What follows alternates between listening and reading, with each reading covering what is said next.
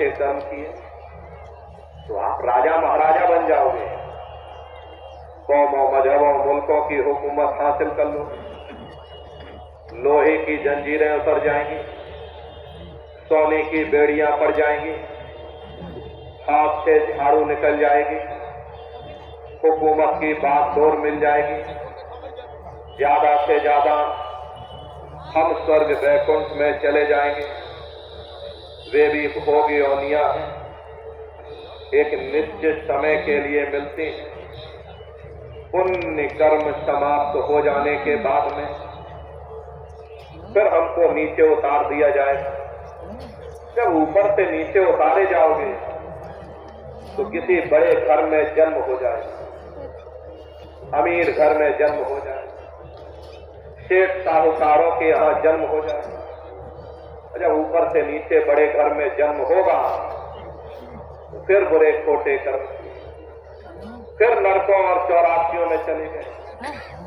तो ऐसे ये आवागमन चलता रहता है, लेकिन मुक्ति नहीं। बिना कर्म कोई काया नहीं, जग बस रहा कर्म के माही। कोई शरीर बिना कर्म के नहीं है। ये सूरज चांद सितारे, ये जमीन और ये आसमान, ये देवी और ये देवता, ये सब कर्मों के अधीन है। कर्म होती है काया बनती है, काया होती है कर्म भी बन जाते हैं। ये एक दूसरे पर सब आश्रित है, एक के बगैर दूसरा हो ही नहीं सकता। जिस दिन से दुनिया बनी है ये कर्मों का अटल कानून चला रहा। युग बदलते रहते हैं, समय बदलता रहता है, लेकिन ये कर्मों का कानून नहीं बदलता। कर्म भूत सब जग को लागा, या से बचे नहीं कोई जागा। कर्मों का एक भूत सारे संसार के जीवों को लगा। कर्मों के वशीभूत होकर के ये मनुष्य बार बार जन्म लेता और मरता है, जन्म लेने और मरने की पीड़ा को सहता है। अरे मामूली पीड़ा नहीं होती, जन्म लेते और मरते समय घनघोर पीड़ा होती है। जन्मत मरत दुसह दुख हुई है। लाखों सुइया एक साथ चुबा दी जाए, उससे भी ज्यादा जन्म लेते और मरते समय पीड़ा होती है। प्रेमी भाई बहनों, देखो कैसे ये जीव जन्म लेने के बाद में इस माया के जंजाल में फंसता चला जाता है। महात्मा उदाहरण दे करके समझाते हैं, भाई मुख बोले न सैन चलावे, साहू दुख अपना न जनावे। जब बच्चा माँ के गर्भ से जन्म लेता है तो न मुख से बोल पाता है, न जवान से अपने दुख और दर्द को बयान कर पाता है। अरे धूप में लिटा दो, बच्चा धूप में पड़ा, छांव में लिटा दो, बच्चा छांव में पड़ा। गर्मी लगती है, सर्दी लगती है, लेकिन वह अपने दुख दर्द को बयान नहीं कर पाता। दुख में रोवे अत बिल्लावे, और मात पिता बुद्धि काम ना आवे। जब बच्चे को तकलीफ होती है तो बच्चा रोता है, रोने और चिल्लाने के सिवाय उस बच्चे के पास कोई दूसरा उपाय नहीं है। बच्चे को तकलीफ हुई, बच्चा रोने लगा, अब माँ बाप की बुद्धि काम नहीं करती। मेरा बच्चा क्यों रो रहा, कौन सी से तकलीफ है, कौन सी से पीड़ा है। सिर में दर्द होता है, पेट दर्द की दवा दी जाती है। पेट में दर्द होता है, सिर दर्द की दवा दी जाती है। तो भाई बालपना अति दुख में बीता, भाई किशोर खेल मत लीता। ऐसे दुख दर्द और कष्ट सहते सहते बाल काल की अवस्था गुजर गई। बच्चा किशोरावस्था में पहुंचा, हाथ पैर से चलने लग गया, अपने सुख और दुख को बयान करने लग गया, तब वो बच्चा अपने साथियों के साथ खेलना चाहता है, माँ बाप उसे पढ़ाना चाहते हैं। मार पीट पितु मात खनेरी वह भी दुख की भारी थी। जितना बच्चे की उम्र नहीं, उससे ज्यादा वजनदार किताबें बच्चे की पीठ पर लाद दी जाती हैं। बच्चे का मन पढ़ाई में लगता नहीं, वह अपने साथियों के साथ खेलना चाहता है। स्कूल में मास्टर अध्यापक मारते हैं, घर में माता पिता की डांट खानी पड़ती है। कहते भाई यह भी दिन दुख गफलत में बीते और सुख ना पाया रहे अबरीते। ये भी समय दुख गफलत और बेसुधी में गुजर गया, लेकिन सुख नहीं मिला।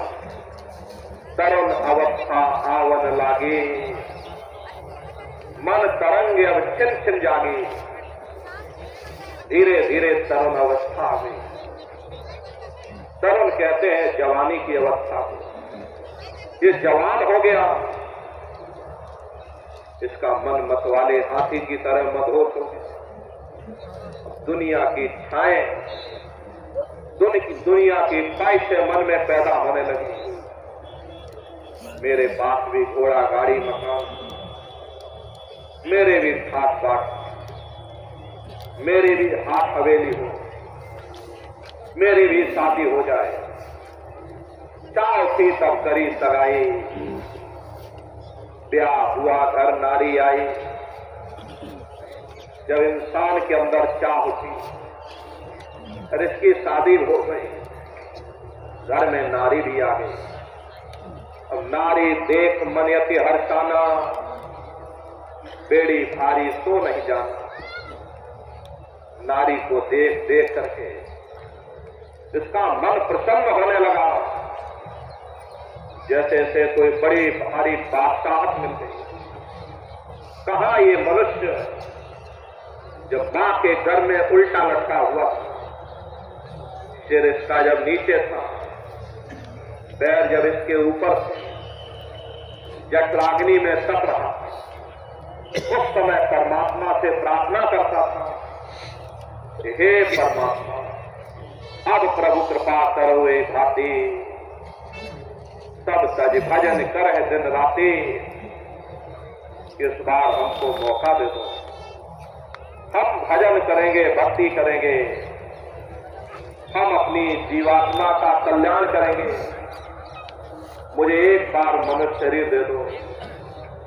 जब इंसान को मनुष्य शरीर मिल गया, देखो कैसे कीमती समय को माया की छाया में फंस करके, इस मिथ्या जगत को अपना मान करके ये इंसान अपने कीमती समय को बर्बाद करता चला जाता। कहते भाई मात पिता का हक सब भूले, दिन और रात नारी संग झूले। जब इस मनुष्य की शादी नहीं हुई, इसका पूरा प्रेम अपने माँ बाप के साथ, लेकिन जब शादी हो गई, माँ बाप के हिस्से से आधा प्रेम लेकर के इसने अपनी औरत को दे दिया। जब बच्चे कच्चे हो गए तो माँ बाप के हिस्से का बचा हुआ आधा प्रेम अपने बच्चों को दे दिया। बेचारे माँ बाप जिन्होंने अपने लाल को अपनी पलकों पर बैठा करके रखा, खुद भूखे रहे, मेहनत करके अपने बच्चों का पालन पोषण किया, वही औलादें, वही माँ बाप आज अपने बच्चों के प्रेम के लिए तरसती है, लेकिन उनकी ही औलाद उनको धुतकार देती। अपने आश्रम में बहुत से ऐसे लोग आते हैं, तरह तरह का अपना दुखड़ा रोते हैं, हमको हमारे बच्चों ने निकाल दिया, बड़ा रोना रोते। प्रेमी भाई बहन, इस बात को हमेशा ध्यान में रखिएगा। प्रेमी भाई बहनों, जो अपने माँ बाप को सताता है, वो इंसान कभी संसार में सुखी नहीं हो सकता। महात्मा कहते हैं, फिकर पड़ा घर का जब ही, दर दर भटके दुख हम सही। जब इंसान की शादी हो गई, घर में औरत भी आ गई, उसके बच्चे कच्चे भी हो गए, तो औरत को कपड़ा चाहिए, बच्चों की पढ़ाई लिखाई के लिए खर्चा चाहिए, उसके पालन पोषण के लिए खर्चा चाहिए। तब ये मनुष्य सोचता है, चलो कहीं 4 पैसे कमाए जाए, कहीं दुकान दफ्तर किया जाए, कहीं नौकरी पेशा किया जाए, कहीं कोई रोजगार किया जाए, ताकि घर का खर्चा चल सके। ग्रह कारज अब नित्य सतावे, कुल और जात बहुत भावे। स्वान समान करे गति अपनी, धन का सुमरन धन की जपनी। धन पाया तो हुआ आनंदा, नहीं मिले पड़ा दुख का फंदा। अगर 4 पैसे कमा लिए तब तो गनीमत है, और अगर नहीं कमा पाए, दुनिया का कर्जा हो गया। अब कर्जे को उतारने के लिए कहीं औरत का गहना गिरवी रखना, कहीं जमीन जायदाद गिरवी रखनी पड़ी। अरे आज के समय में इतनी महंगाई है कि घर का खर्चा चलाना मुश्किल पड़ जाता। महात्मा कहते हैं, ग्रह कारज अब नित्य सतावे, कुल और जात बहुत भरमावे। धीरे धीरे उसके बच्चे भी बड़े हो गए। अब ये इंसान सोचता है कि कहीं कोई अच्छा परिवार मिल जाए, कोई अच्छा खानदान मिल जाए, ताकि हम अपने बच्चे बच्चियों की शादी अच्छे परिवार में करा सकें। कोई नौकरी पेशा लगा हुआ लड़का मिल जाए। आज के समय में नौकरी पेशा में लगे हुए लोग मिलना मुश्किल, मिल भी जाए तो दुनिया भर का दहेज मांगते। मेरा बेटा BA MA DA डिग्री दुनिया भर की डिग्रियां गिना देंगे। मेरा बेटा इतना रुपया पैसा कमा रहा, तुम इतना पैसा दहेज में दोगे, तब हम अपने लड़के की शादी तुम्हारी लड़की के साथ कराएंगे। अब इंसान इसी उधेड़ बुन में फंसा रहता है। प्रेमी भाई बहनों, सबका बोझ भार सब लीना, अब तड़पे जैसे जल बिरनी। धीरे धीरे जैसे तैसे ले दे करके इंसान ने अपने बेटे बेटी की शादी करा दी, अपनी जिम्मेदारी को जैसे तैसे निभाया। उनके भी बेटे बेटे हो गए, उनके भी बच्चे बच्चियां हो गए। धीरे धीरे समय गुजरा, उनकी भी औलादें हो गई। अब इंसान नाती पोता पंती संती सबका बाबा बन गया। बाबा को नींद नहीं आ रही, तो सबका बोझ अपने सिर पर ले लिया। अब घर में किसी को कोई समस्या हो जाती है, बाबा को चिंता होने लगती है। प्रेमी भाई बहनों, भक्ति चंद्रमा सूरज ज्ञाना, तो छुप गए दोनों घोर समाना। इस घोर अंधकार में न भक्ति का चंद्रमा दिखाई देता है, न ज्ञान का सूरज दिखाई देता है। न भजन किया, न ध्यान किया, न सुमरन किया। जैसे कुत्ता बिल्ली अपना पेट भर करके चले जाते, ऐसे ये जीव अपने कीमती समय को और स्वार्थों की पूंजी को बर्बाद करता चला जाता। एक महात्मा जी थे, महात्मा जी सब छोड़ छाड़ करके जंगल चले गए।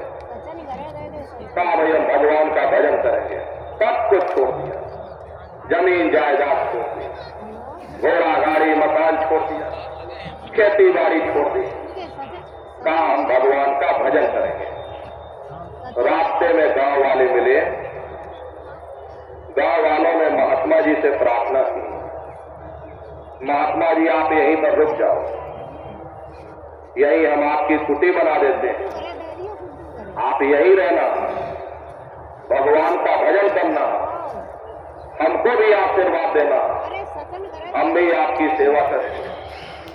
महात्मा जी ने कहा बच्चा तुम ठीक कह रहे हो, ऐसा करो नदी के किनारे हमारी एक फूस की झोपड़ी बना दी। गांव वालों ने मिलकर के फूस की झोपड़ी नदी के किनारे बना दी और महात्मा जी झोपड़ी में रहने लगे। समस्या इस बात की थी, महात्मा जी बेचारे सुबह उठते थे, नहा धो करके अपनी लंगोटी को सुखाने के लिए डाल देते थे,